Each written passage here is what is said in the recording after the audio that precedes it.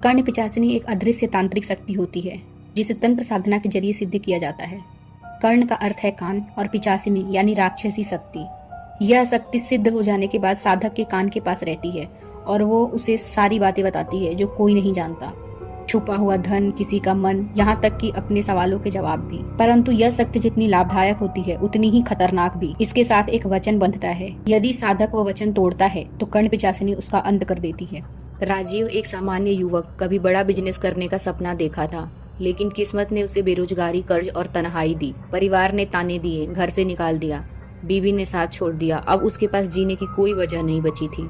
एक रात निराशा की अंधेरी गहराई में डूबा हुआ वो एक सुनसान तालाब के किनारे पहुंचता है, जहां पास में ही शमशान है। आत्महत्या करने का इरादा करता है। जैसे ही राजीव तालाब में कूदने ही वाला होता है, एक आवाज आती है, रुको। वो मुड़ता है। एक बूढ़ा डरावना तांत्रिक खड़ा है, सफेद दाढ़ी, जटा, लाल आंखें और हाथ में रुद्राक्ष की माला। तांत्रिक कहता है, राजीव, तुम आत्महत्या करने आए हो, लेकिन तुम्हारा भाग्य इससे भी बड़ा है।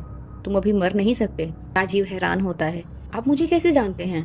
तांत्रिक उसकी जिंदगी की एक एक बात बता देता है, बीवी का छोड़ जाना, कर्ज, अपमान, सब कुछ। राजीव अवाक रह जाता है। बाबा बोलता है, अगर तुम चाहो तो अपनी किस्मत बदल सकते हो। तुम्हें सिर्फ एक तंत्र सिद्धि करनी होगी, कर्ण पिशाचिनी की। राजीव डरता है, पर बाबा कहता है, डरोगे तो मरोगे। ये सिद्धि कठिन है, लेकिन तुम वैसे भी मरने आए हो, एक मौका ले लो। राजीव मान जाता है। बाबा बताता है, कर्ण पिशाचिनी को तुम 3 रूपों में रख सकते हो, माँ, बहन या पत्नी। जिस रूप में रखोगे वो उस रूप में ही बंध जाएगी, लेकिन वो भावना मर जाएगी। राजीव सोचता है, बीवी तो मुझे छोड़ चुकी है, उसी रूप में सही। वो शमशान में तंत्र विधि शुरू करता है।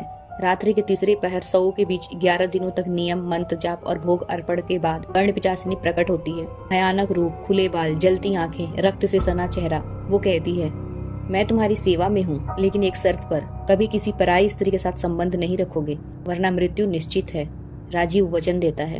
अब कर्ण पिशाचिनी उसके कान पर बैठती है और दिन रात उसे बताती है, कहाँ खजाना छुपा है, कौन दुश्मन धोखा दे रहा है, कहाँ पैसा लगाना है, कैसे फायदा होगा। कुछ ही महीनों में राजीव करोड़पति बन जाता है। बंगला, गाड़ी, नौकर, सब कुछ।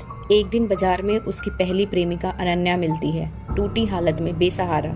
वो उसे घर ले आता है। कुछ समय बाद दोनों करीब आने लगते हैं। राजीव भूल जाता है कर्ण पिशाचिनी के वचन को। अगली सुबह राजीव के कानों में भयानक चीख सुनाई देती है, तूने वचन तोड़ा, अब तू मरेगा। कर्ण पिशाचिनी प्रकट होती है और इस बार पहले से भी ज्यादा रौद्र रूप में। राजीव की प्रेमिका के आंखों के सामने वो उसे तड़पा तड़पा कर मार देती है। उसके नाखूनों से चीरे लगते हैं, आंखें बाहर आ जाती हैं, हड्डियां टूटती हैं। उसकी प्रेमिका चीखते हुए बेहोश हो जाती है और पागल हो जाती है हमेशा के लिए।